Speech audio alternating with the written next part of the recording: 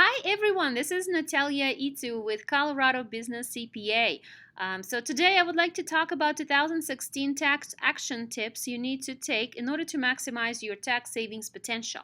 But before we go into a discussion, I would like to let you know that this video is for informational purposes only, and each situation is unique, and therefore you do need to consult your CPA or your tax attorney for your unique situation. So let's talk about the business entity creation. That would be the first step. If you have not operated your business as a limited liability company, I would recommend you to start doing so by going to a Colorado State Department and filing articles of limited liability company, articles of organization to create a limited liability company. And then I would recommend you to go to the IRS website, which is irs.gov, and obtain employer identification number.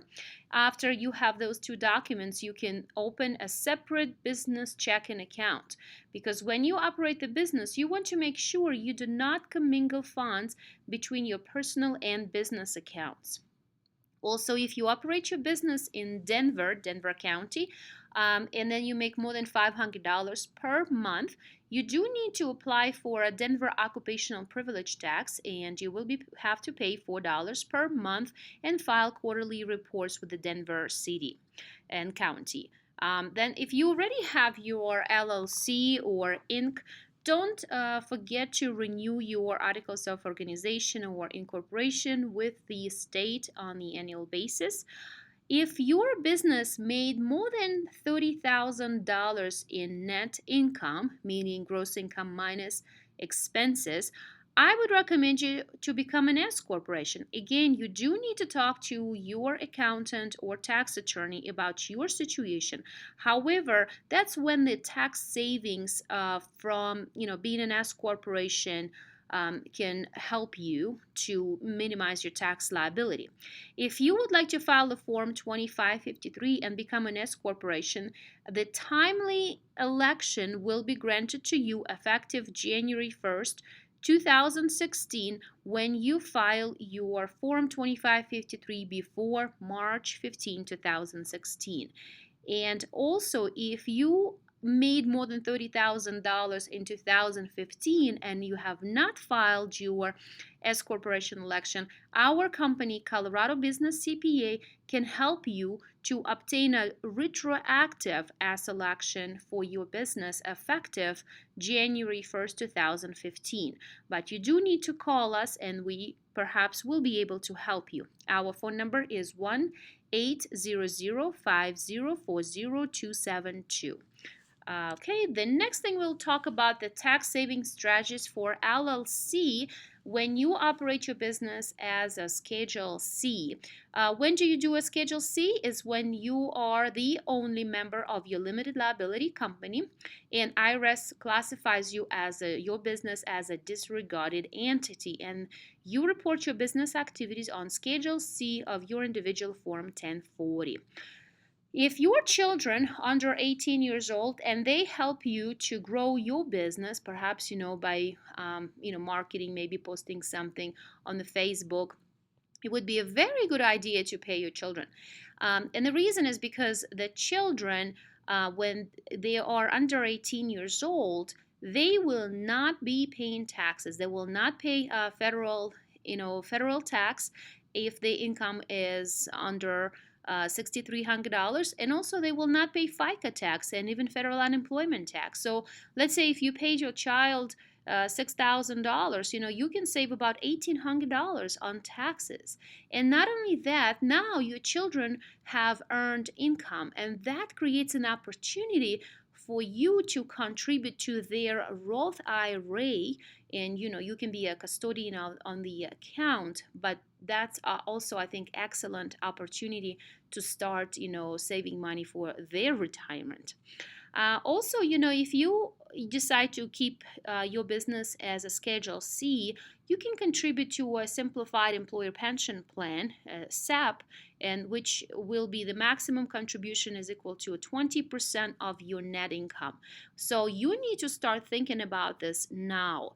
And also, if you have not contributed for 2015 and you haven't filed your tax return, you can also do that. Also, you want to make sure you keep track of your miles, your business mileage.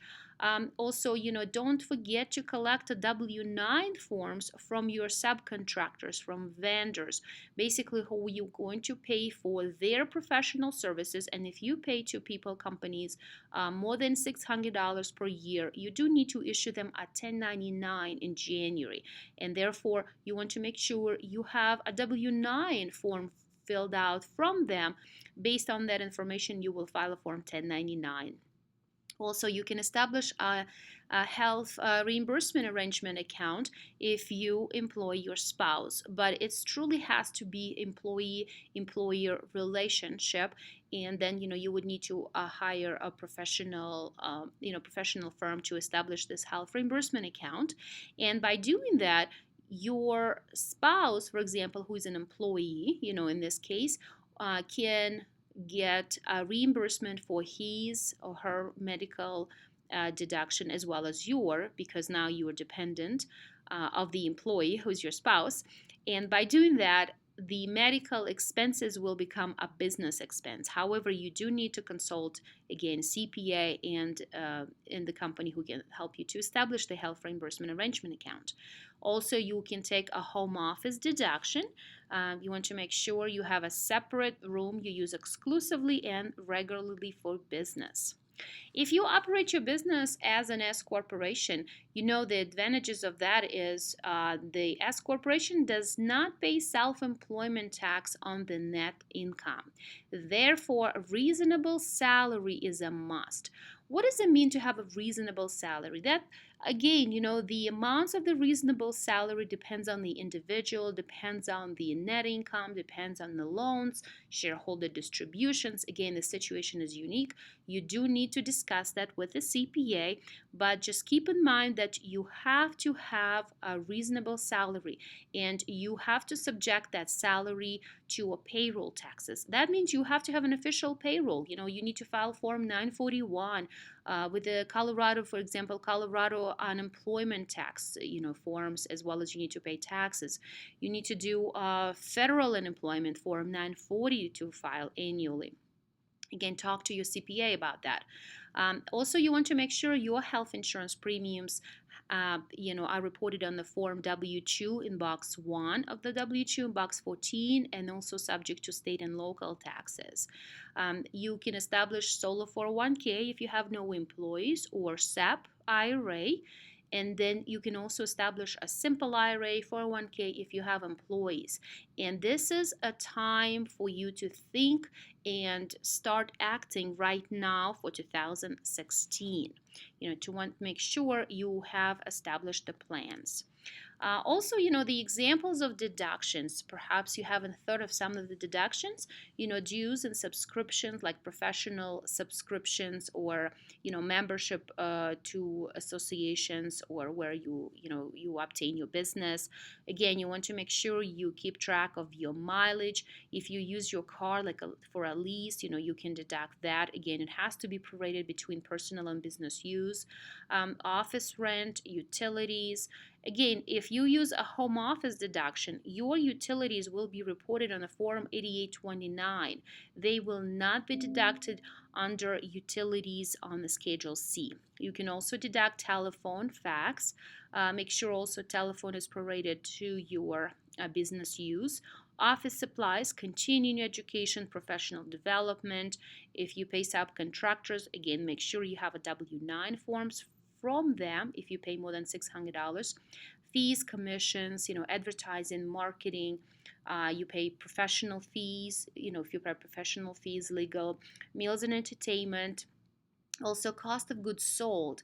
Like if you are, let's say you're operating a plumbing business or construction business, so you will have a materials and labor, right? So materials, you go to Home Depot, you buy materials. These are considered materials, part of the cost of goods sold. These are not supplies. And so same for the labor. If you use other people to help you to in your residential or commercial projects. Again, take a home office deduction and put it on schedule on the form 8829. Insurance, liability insurance, workers' compensation insurance, health insurance, you would have to report that either on your form 1040. I mean, it's not like a regular business deduction. Like if you are Schedule C, you will report it on the page 1 of form 1040. And if you operate your business as an S corporation, it will also be reported on page 1 of form 1040, but it also has to be included on form W2. Life insurance, disability insurance is not tax deductible. Car insurance, again, car insurance depends on if you use a business mileage, then this car insurance expense will not be deducted. If you use an actual expenses, vehicle expenses, then yes, it will be deducted.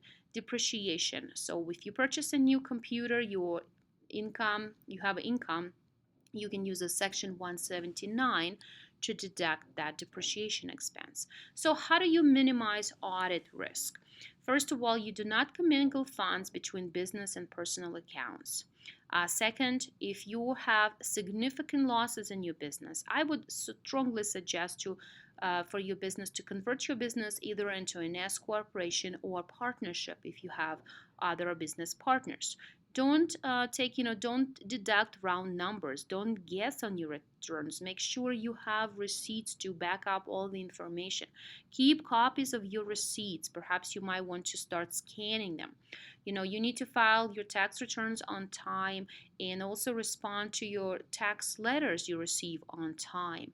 And then also, you also need to make sure you classify your expenses in the right categories. Just like I give you an example, for construction business, materials will be as part of the cost of goods sold and not part of the like office supplies. So how to increase your success by the end of 2016 so you will not end up with the significant tax bill? Well, first of all, you want to make sure you make your estimated tax payments. If you have payroll, also you want to make sure you take federal income tax and state income tax withholdings. You do need to take the appropriate withholdings. If you take money from your retirement accounts, 30% usually would be better than 20%. You do need to meet with your CPA on a quarterly or twice a year basis. You would need to have a mileage log where every time when you take a distributions from your company, like a shareholder distributions or member drawers, make sure you have some money saved. Put the money in a saving account, like 25 to 30%. Again, if it's an S corporation, make sure you have a reasonable payroll. And again, adjust your W-4 form if you have a payroll. Perhaps, just putting a 0 would be a best choice for self-employed individuals.